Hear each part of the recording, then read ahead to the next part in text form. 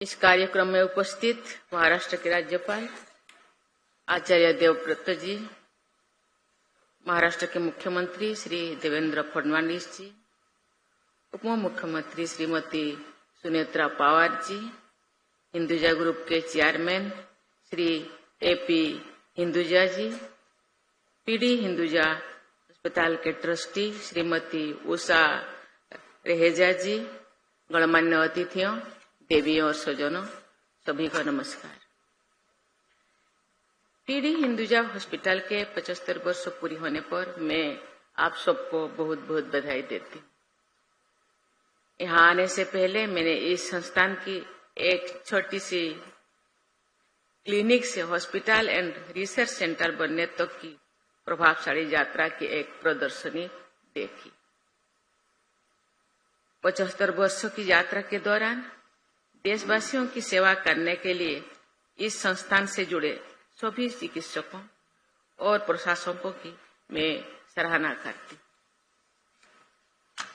हमारी परंपरा में कहा गया है, आरोग्यं परमं भाग्यं स्वास्थ्यं सर्वार्थ साधनम, अर्थात निरोगी होना परम भाग्य है और स्वास्थ्य से अन्य सभी कार्य सिद्ध होते हैं। सभी देशवासी स्वस्थ रहे और उन्हें गुणवत्तापूर्ण चिकित्सा सेवा सुलभ हो, इसके लिए भारत सरकार ने पिछले एक दशक में अनेक महत्वपूर्ण कदम उठाए। देश भर में 1,80,000 से अधिक आयुष्मान आरोग्य मंदिर स्वास्थ्य सेवा प्रदान कर रहे हैं। विश्व की सबसे बड़ी स्वास्थ्य बीमा योजना आयुष्मान भारत योजना के अंतर्गत करीब 12 करोड़ परिवारों को अस्पताल में भर्ती होने पर प्रति परिवार प्रति वर्ष 5 लाख रुपए का स्वास्थ्य कवर उपलब्ध है। मिशन इंद्रधनुष, टीबी मुक्त भारत अभियान और सिकल सेल एनीमिया उन्मूलन मिशन जैसे राष्ट्रीय कार्यक्रम देशवासियों को बीमारियों से बचाने में योगदान दे रहे हैं। अच्छे डॉक्टर्स और पैरामेडिकल प्रोफेशनल्स की उपलब्धता बढ़ाने के लिए एमबीबीएस और पोस्ट ग्रेजुएट सीटों की संख्या में वृद्धि की गई है। गुणवत्तापूर्ण चिकित्सा सेवा को सुलभ कराने के लिए कई राज्यों में एम्स और मेडिकल कॉलेज स्थापित किए गए हैं। ये प्रसन्नता का विषय है कि सरकार ने इन सभी प्रयासों के सुखद परिणाम सामने आ रहे हैं। लेकिन स्वस्थ भारत के निर्माण में सरकार के साथ साथ अन्य सभी हितधारकों को भी भूमिका महत्वपूर्ण है। गुणवत्तापूर्ण स्वास्थ्य सेवा जन जन तक पहुंचे, इसके लिए सबको मिलकर प्रयास करना होगा। आज शुरू किया गया saving lives and building A healthier Bharat इस दिशा में एक ऐसा ही प्रयास है। मुझे बताया गया है कि अगले 1 वर्ष तक चलने वाले इस अभियान के अंतर्गत preventive health care, youth wellbeing, medical education, digital transformation और सस्टेनेबिलिटी जैसे अनेक कदम उठाए जाएंगे। मुझे बताया गया है कि इस अभियान का पहला आयाम है सेविंग लाइव्स। किसी व्यक्ति का जीवन बचाना सबसे बड़ा परोपकार है। आपातकालीन चिकित्सा सुविधा की उपलब्धता जीवन बचाने के लिए महत्वपूर्ण होती है। माना जाता है कि गोल्डन आवर में उचित चिकित्सा मिले जाने पर अधिकांश लोगों के जीवन को बचाया जा सकता है। तत्काल चिकित्सा सहायता के अभाव में किसी की जान न जाए, इसीलिए पीएम राहत योजना के अंतर्गत दुर्घटना पीड़ित लोगों को 1.5 लाख तक का कैशलेस उपचार का प्रावधान किया गया है। गंभीर दुर्घटनाओं और मेडिकल इमरजेंसी में जान बचाने के लिए एम्बुलेंस और ट्रॉमा सेंटर के साथ साथ जागरूकता का भी बहुत महत्व है।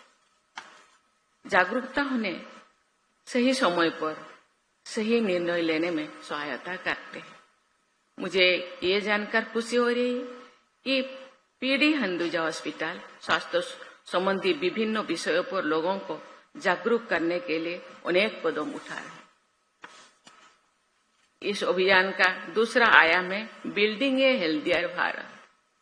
स्वस्थ नागरिक सशक्त देशों की आधारशिला है। लोगों का बीमारियों से बचाव करना और उन्हें समय पर उचित चिकित्सा सेवा प्रदान करना देशवासियों को स्वस्थ रखने के लिए महत्वपूर्ण है।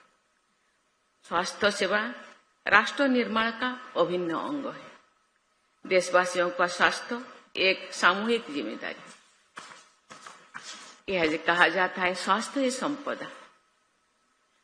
गरीब से गरीब व्यक्ति को भी समय पर उचित चिकित्सा मिले, इसके लिए सभी भागीदारों को मिलकर काम करना होगा। चिकित्सा के साथ साथ सामाजिक दायित्वों का निर्वहन करना भी निजी अस्पतालों और चिकित्सा शिक्षण संस्थाओं की जिम्मेदारी है। Affordable world class health care service to all सभी का मिशन होना चाहिए। देवी और स्वजनों, टेक्नोलॉजी और एआई अन्य क्षेत्र की तरह चिकित्सा के क्षेत्र में भी महत्वपूर्ण भूमिका निभा रहे हैं। चिकित्सा के हर क्षेत्र में इनका प्रयोग किया जा रहा है। आने वाले समय में इनकी भूमिका और भी बढ़ने वाले हैं। इसके लिए हमें तैयार रहना होगा।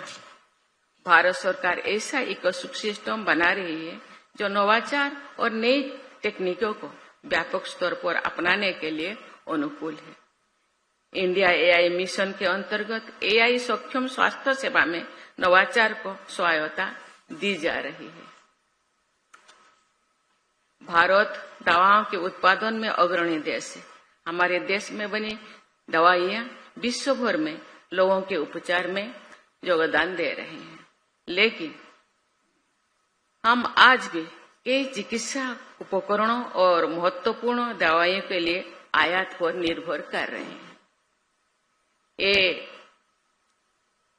आयातित उपकरण और दवाइयां सामान्य लोगों के लिए बहुत बड़े आर्थिक बोझ बने हैं। मेडिसिन और इक्विपमेंट का देश में ही निर्माण देशवासियों का कैफियत चिकित्सा प्रदान करने हेतु अत्यंत महत्वपूर्ण है। मेक इन इंडिया और पीएलआई जैसे पहल इस दिशा में सहायक सिद्ध हो रही है। यहाँ उपस्थित व्यवसाय और चिकित्सा जगत के सभी प्रतिनिधियों से मैं अनुरोध करूंगी कि वे इस क्षेत्र में रिसर्च, इनोवेशन और स्टार्टअप्स को प्रोत्साहित करने हेतु राष्ट्र निर्माण में अपना योगदान दें। मैं एक बार फिर एक महत्वपूर्ण समस्या की ओर आप सबका ध्यान आकृष्ट करना चाहती हूँ। वो है लोगों का मानसिक स्वास्थ्य। खराब मानसिक स्वास्थ्य चिंता, अवसाद और अन्य गंभीर समस्याओं का कारण बनता है। इन समस्याओं का शारीरिक स्वास्थ्य, रिश्तों और कामकाज पर प्रभाव पड़ता है। तनावपूर्ण आधुनिक जीवन शैली, एकाकी जीवन, शहरीकरण और कोविड के बाद की चुनौतियां ने मानसिक स्वास्थ्य की देखभाल की जरूरत को रेखांकित किया है। आमतौर पर देखा जाता है कि मानसिक स्वास्थ्य समस्या के प्रति उदासीन रवैया अपनाया जाता है, जिससे ये समस्या और भी बढ़ जाती है। इस समस्या की रोकथाम और उपचार की दिशा में विशेष प्रयास करने की आवश्यकता है। देवियों और स्वजनों, वर्ष 2047 तक भारत को एक विकसित राष्ट्र के रूप में स्थापित करने की लक्ष्यों के साथ हम आगे बढ़ रहे हैं। इस लक्ष्य की प्राप्ति में नागरिकों का स्वस्थ रहना एक बुनियादी आवश्यकता है। देशवासी सभी स्वस्थ रहेंगे जब उन्हें गुणवत्तापूर्ण स्वास्थ्य सेवाएं समय पर उपलब्ध है। इस संदर्भ में सरकारी और निजी चिकित्सा संस्थाओं, कॉर्पोरेट्स, चैरिटेबल ट्रस्ट और फिलैंथ्रोपिस्ट सभी का योगदान आवश्यक है। मुझे विश्वास है कि हमारे सामूहिक प्रयास के बल पर न केवल देशवासियों को उत्तम स्वास्थ्य सेवाएं मिलेंगी, बल्कि भारत पूरी विश्व में हेल्थ केयर डेस्टिनेशन के रूप में और अधिक प्रतिष्ठा प्राप्त करेगी। इसी शब्द के साथ मैं आपको बहुत बहुत धन्यवाद देती हूँ। जय हिंद, जय भारत।